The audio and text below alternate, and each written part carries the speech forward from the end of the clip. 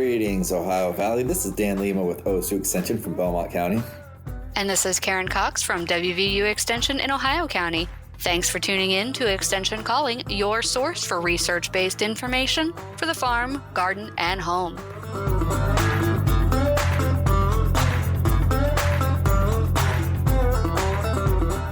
All right, and we are back for another episode of Extension Calling. How you doing, Karen? I am doing great. How about yourself?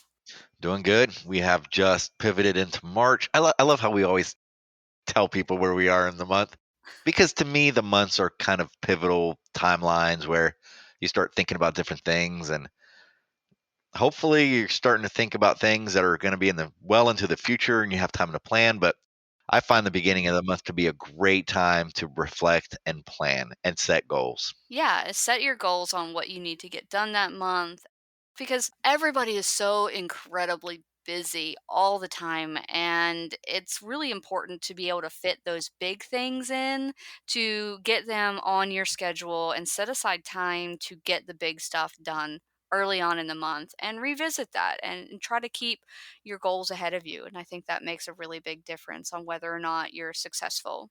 So we are in March, and I know goal setting is a very important thing, but that's not going to be the focus of this month. A lot of times we hear updates from the world that impact agriculture. We have done shows on how agriculture is so global and how it impacts everybody when something happens on the other side of the world. I mean, we're talking strictly agriculture here, but today's show is about something like that, and it's just because agriculture is global, because animals migrate, they don't know borders, right?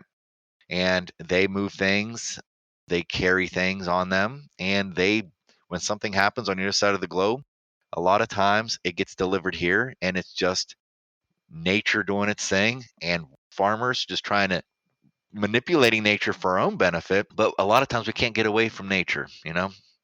Well, and I want to throw in that this would fall into planning ahead because a lot of people are getting ready to purchase their poultry for the year, right?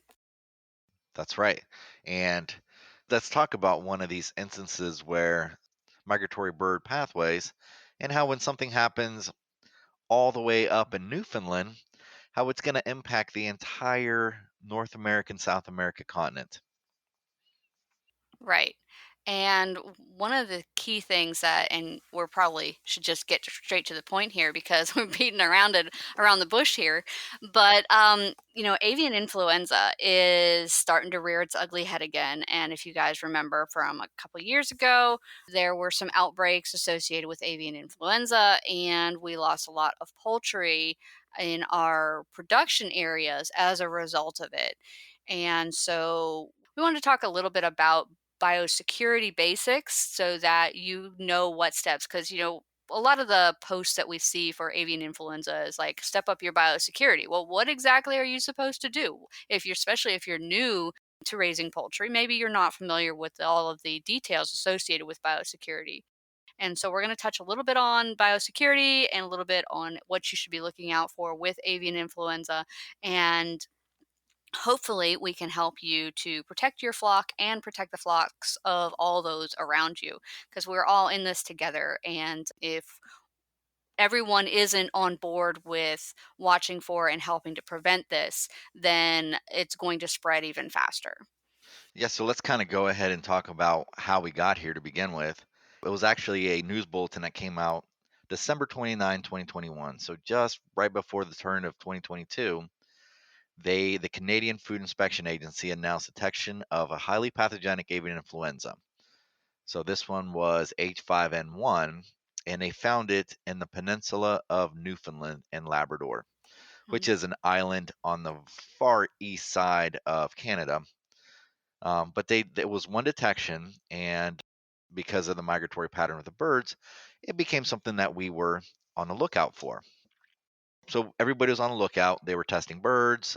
They were looking for bird deaths, and it was on January 14.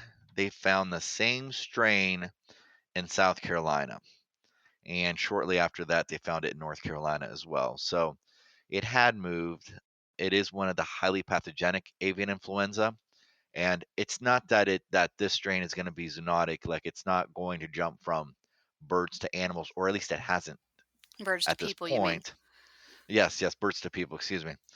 Yeah, But it's so a we're just very going to reemphasize that this isn't jumping yes, to people. It is not highly yes, and pathogenic to that's people. that's what I was trying to say, and apparently I said the exact opposite. It's funny how that worked.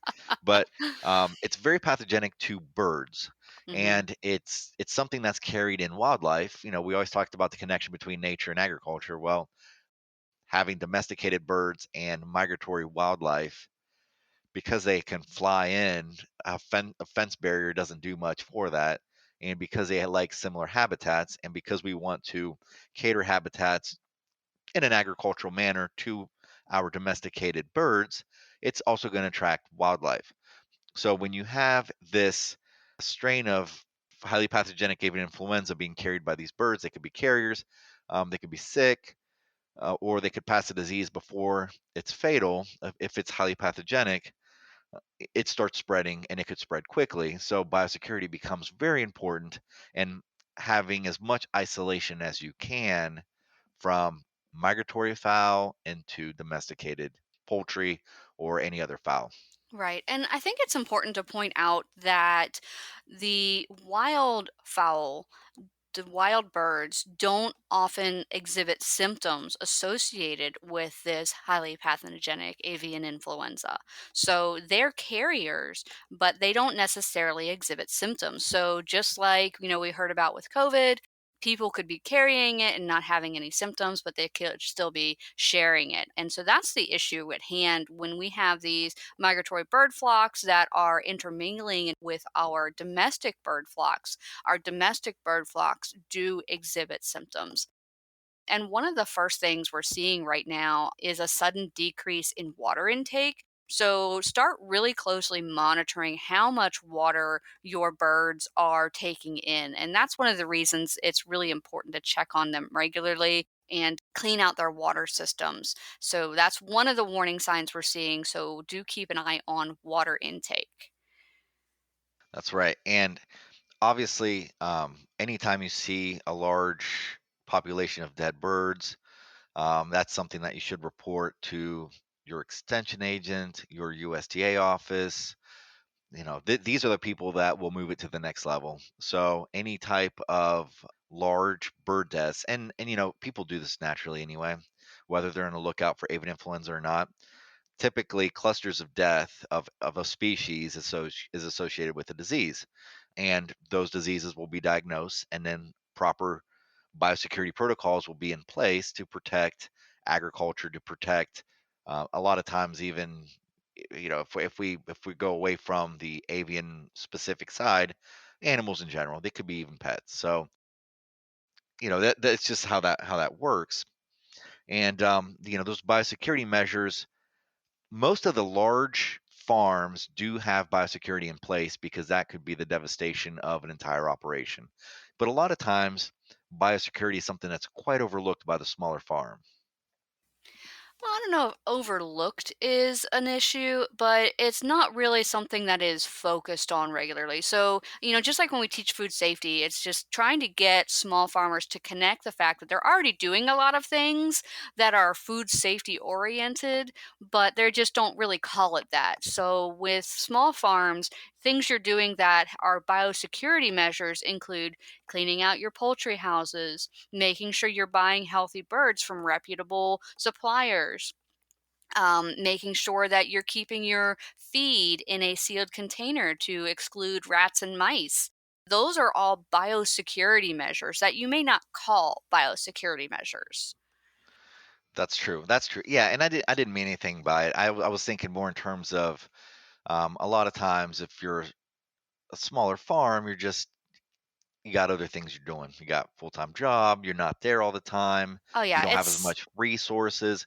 Things just become a lot more difficult, and chances are slightly less on your mind than a larger operation where you got full-time staff and that's all they do. Exactly. Yes, that's a really good point too. Is for small farmers, and plus small farmers are exposed to more opportunities for infection, right? Because small farmers typically are going to go to a place to buy feed, where other people, other small farms are going to buy feed. And so as you're walking through, let's say a Tractor Supply or a Rural King or whatever farm store you go to, if you're walking on that floor next to someone else that also has poultry, your shoes are picking up what their shoes have. And then you go home, if you wear those same shoes into the flock's yard, then you've just taken any bacteria, because they're really grabby. They grab onto the bottom of your shoes. You're taking them back into your home, into your field, and you're depositing them into the soil right next to where your poultry are, where they can then breed and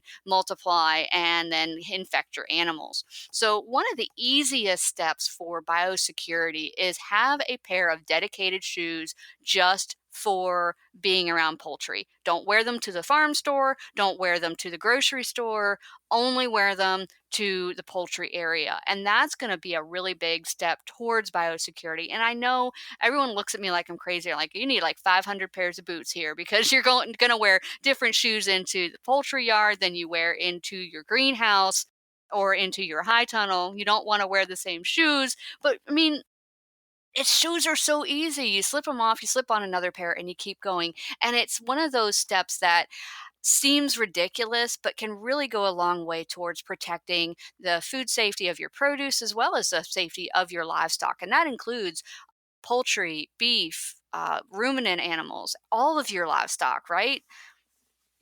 Yeah, absolutely. And you know, it's you don't necessarily need new shoes all the time. You could have foot Dan's like women baths. in their shoes. Okay, for you said it, not me. But you Now, were thinking it. I know it. no, see, I just can't win. No, no. But it could be foot baths, it could be booties. That's true. Yeah, disposable booties are great.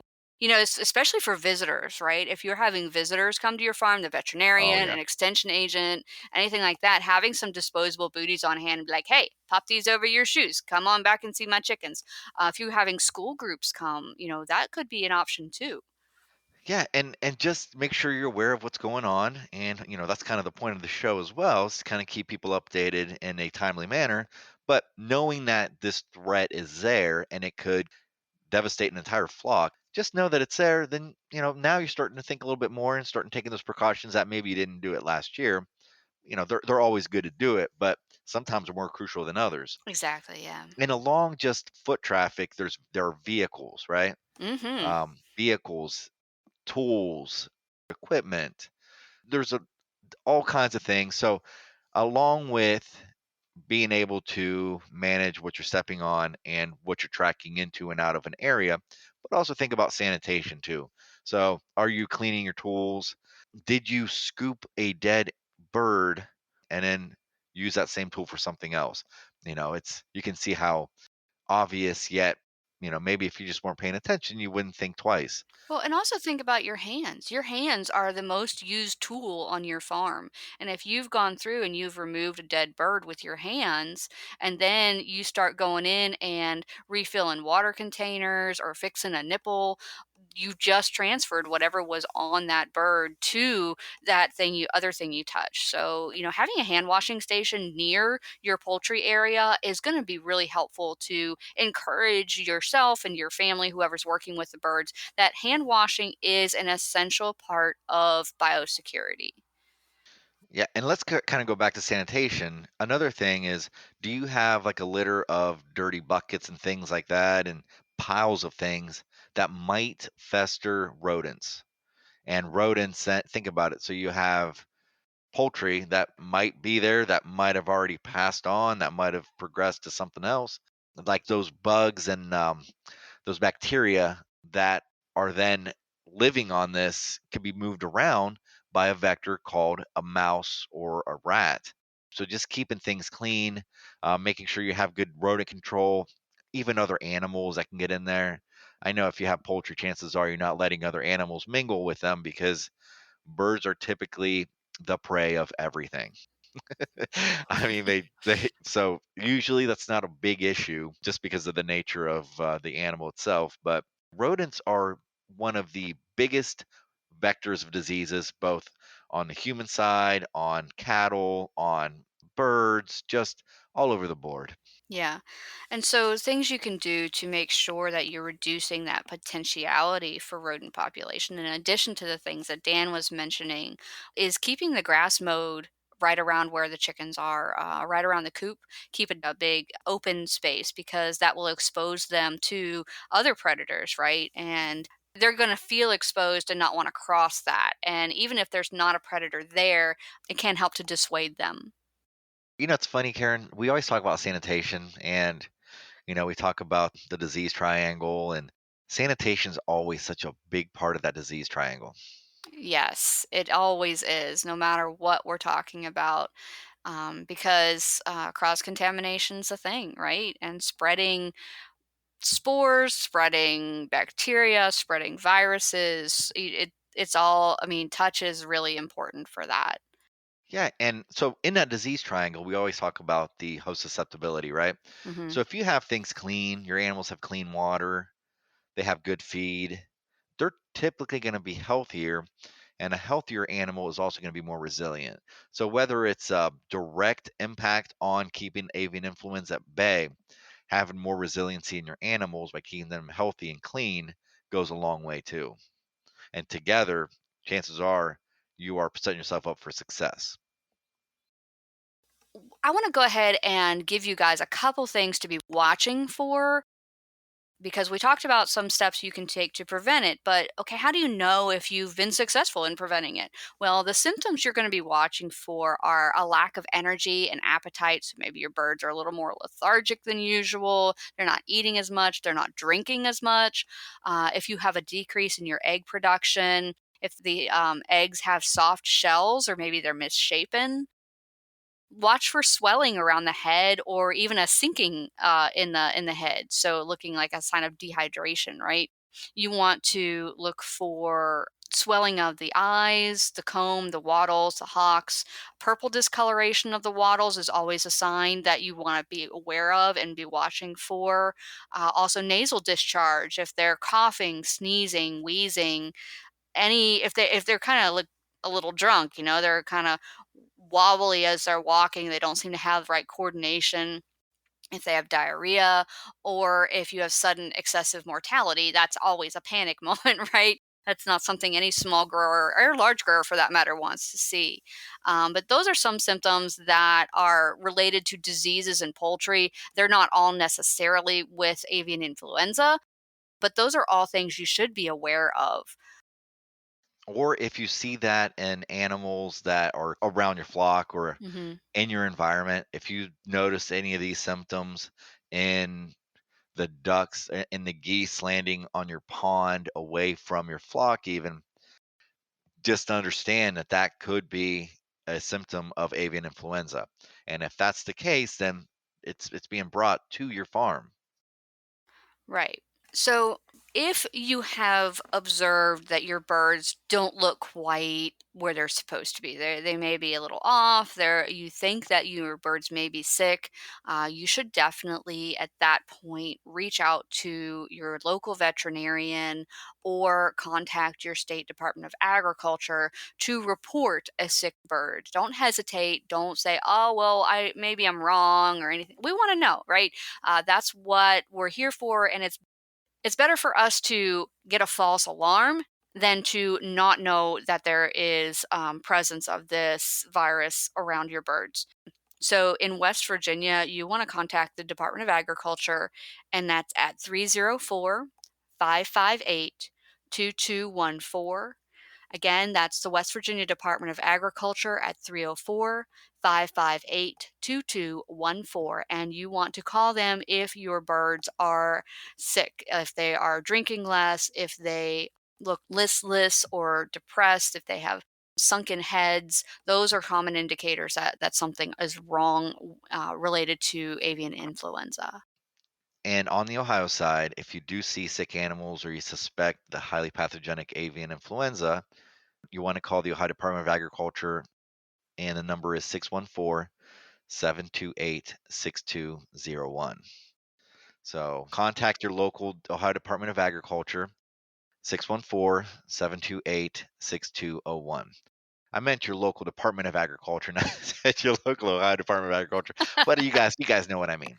Yeah, Um, yeah, and whatever state you're in, you'll want to contact your state's Department of Agriculture. We do know that this show goes out to multiple states, and we do appreciate you guys tuning in and listening. But we got some homegrown stuff we're focused on too. So right, and the Department of Agriculture, they're the ones that are keeping tabs on this, testing the animals, and detecting the kind of influenza that it is. Because we keep saying highly pathogenic avian influenza, but there is a low pathogenic avian influenza that they detect as well. So there's almost always avian influenza going through, right? If it's Hmm. low pathogenic avian influenza, there are no symptoms, mild symptoms. There's less worry about massive poultry deaths, and they're associated with certain proteins as well that they test for. But the highly pathogenic one is the one that's also transmitted similarly, but has major symptoms and can cause mortality. So that's why we always say highly pathogenic avian influenza, because there is a low pathogenic avian influenza that is actually found in most years, but it's not as high alert as the highly pathogenic influenza would be. Right, right. And this time of year, a lot of farms are getting ready to get their birds, right? They are getting ready to expand their flocks. Most of the larger farmers have probably already ordered their birds and are having them mailed to their house right now. How many of you out there know that you can mail chickens? How But else? It's quicker than flying. but yeah, so there's some peeps coming in the mail for a lot of places right now. But if you haven't purchased your birds right now, or as of yet, then make sure you're reaching out to a reputable dealer to purchase your birds and that you're getting healthy birds. If you go into some of these box stores that like to sell livestock, you really want to be cautious with them because there's a lot of people that come in and pet them and share their diseases with them. So you do want to watch closely if you are purchasing birds through that mechanism, that you are looking at them, examine them closely for any discharge, swollen eyes, anything that might say, hey, this bird isn't feeling so good. And if you see one bird that's looking that way, then you can pretty much expect that it has shared its love with all of the other little birdies in that bin. So just because you're picking out the one that looks healthy from the group of ones that don't look healthy, you're still probably going to be bringing some diseases home. Yeah, and like you were saying about the carriers, even if that bird is resistant and resilient, all the birds in your house might not be. Right. And so, again, the next step in your biosecurity program is going to be to quarantine any new animals. And this goes for any animals, not just poultry. Quarantine them in a separate location for at least 30 days. That way, they have time to start exhibiting symptoms if they are carrying something. And that area can then be sanitized or cleaned in some manner. And you're not going to be taking that sick animal and putting it in with the rest of your herd or flock. And that is a really important step as well. Yeah, isolation is such a critical part of biosecurity because if in a livestock operation, you're going to be moving things. You're going to be bringing in animals. You're going to be taking out animals. So if it's not in your typical procedures to isolate any animal, you need to really incorporate that into your system because that is just a critical way to keep that operation safe.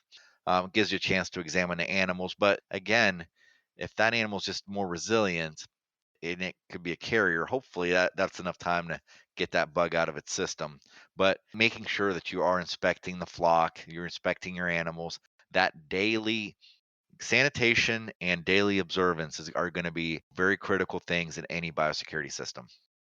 Yes, inspect your flocks daily. That's going to be key. And, making sure that you're maintaining their environment in a healthy manner is also going to help. So, for instance, If your poultry house doesn't have the greatest of ventilation, then that could actually help to increase the irritation in the respiratory tract of the birds and make them more susceptible to infections. So you want to make sure that you are keeping the litter dry, that you are providing good ventilation, improve the ventilation in your house if you don't already have good ventilation, and make sure that they have a good dry space to stand. That's going to go a long way to keeping them healthy as well. So, just like you or I, if we're already stressed in certain areas, like we're exposed to unhealthy air, or we're not getting enough sleep, or we're not getting enough water or good food, those are all things that can stress our symptoms, our systems, and make us more susceptible to illnesses. And so keep in mind that your birds are living creatures just like humans, and stressed systems are more likely to be infected with whatever happens to be floating around. So do what you can to keep your animals healthy and happy and in safe environments. And if you are one of those producers that are pasture raising their poultry, that's you've got a whole big other issue in that you're trying to protect them from wild birds that are flying overhead. And so what can you do for that? Well, some of the things you can do, and it's a tricky question because your poultry animals are going to be startled by the same things that wild birds are going to be startled by. But if you keep, like, say, the reflective tape out on the edges of the poultry field, so that it kind of distracts and dissuades birds from coming and landing in, keeping your feeding areas contained so that they're not exposed to the open elements. You don't invite, the neighborhood Tweety bird to come join your chickens for lunch that day. So feed them in an enclosed environment, keep the water covered. And that's another big one because water is a great transmitter of disease. And so keeping wild birds out of your watering system is critical. Nippled water systems are good, anything that's a little more protected. But if you do happen to see wild birds around your feed, around your watering system, go through it, clean your watering system, resanitize that, and clean your feeding dishes so that you are not harboring any potential vectors for disease. But I do want to go ahead before we run out of time today and plug the Defend Your Flock resources that are provided by the USDA. If you have access to the internet, please go online and search Defend the Flock. And there are a lot of great resources. There are checklists that you can use to help you keep your poultry houses in good order and also to keep your farm protected. They have lists for going off site and coming back on site, keeping your food and watering systems clean, all sorts of great information. And please also help us share the word with other poultry producers in that if they don't listen to the show or the podcast, if you could please share this information with them, get them on board with the Defend the Flock program, and we'll keep more of our poultry protected and have a much greater success rate as we face down diseases. It's every operation needs biosecurity. Everyone has their challenges, and knowing that there is a potential for a highly pathogenic avian influenza out there right now that can impact your flock. If you start doing these biosecurity measures and they're successful, just keep doing them because it's only going to do good. Yeah, good habits are great to keep. And with that, we'll thank you for the habit of listening, and we'll catch you next time. Thanks for listening to Extension Calling. This show is a collaboration between OSU Belmont County Extension Educator Dan Lima and WVU Ohio County Extension Agent Karen Cox. If you'd like a transcript of this show, contact us at the office. Also, let us know if you enjoy the show by ranking us on your podcast app.